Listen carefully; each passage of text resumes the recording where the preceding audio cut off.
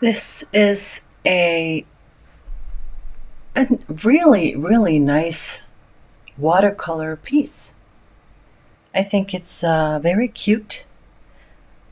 It is very watercolorish, and it's a good watercolor tattoo because a lot of watercolor tattoos tend to be very especially when it heals, because watercolor tattoo is done by like the same technique as when you're doing a watercolor painting, which includes water. And when you include water in a tattoo, then you sort of water down the ink so that it will, when it heals, it will actually become very soft, and it can lose a lot of color when you put a lot of water in it. So this looks very nice now, but I'm not sure how it's going to look when it's like, 3 years old, this tattoo. But I'm hoping it will stay as nice as it looks now, because now it still looks a little bit fresh.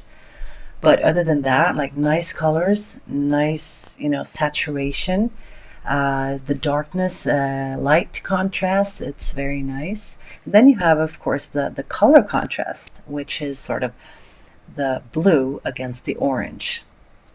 So they use that opposite color contrast, and that's very nice. I like that. Okay, what do you think about this one? I mean, for me, it looks like hell to be tattooed on the knee, especially like around the knee there. But it's a cool, it's a cool idea.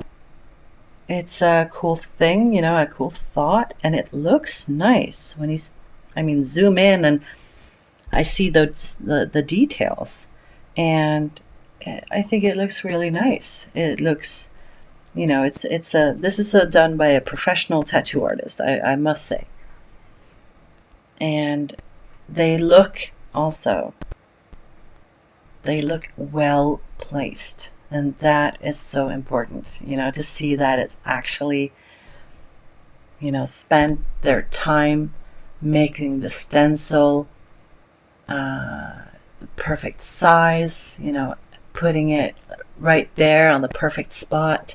So I think this is also going to be cool if he stands up like straight. It's going to be nice. And if he sits down and has the angle, it's going to be cool no matter how he uses his legs and knees.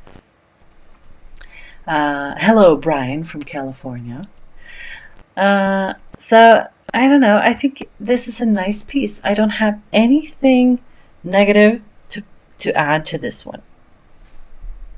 If I should sort of say one thing, it's just because I'm a color addict.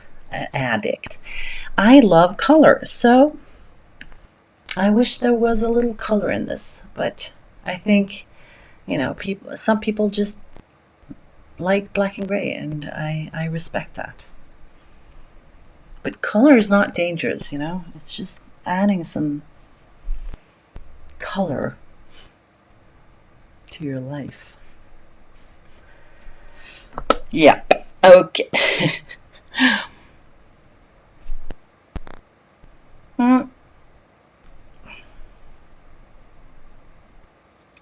This here is, I would say, an awesome tattoo. Straight away, it's nice linings. It has what we call spit shading. A little correction, it is not spit shading. It is called stippling. So, sorry, I said the wrong word. Carry on. Like, I don't do that as myself. I don't know that technique as much. But yeah, but I like this. I like it when you're shading. When the tattoo artist actually just turns down the voltage on the power supply, so that the needle goes slower. It's slowing down a little bit. And when you're shading with a slow voltage, it's actually going to make dots more visible, because you're going to have that room between the dots. You get what I'm saying? So that makes the shading, you actually can see the dots in the shading. And I like that. It's a cool technique because then you actually see that it is a cool, you can see that it's shaded like that and makes, I don't know, yeah.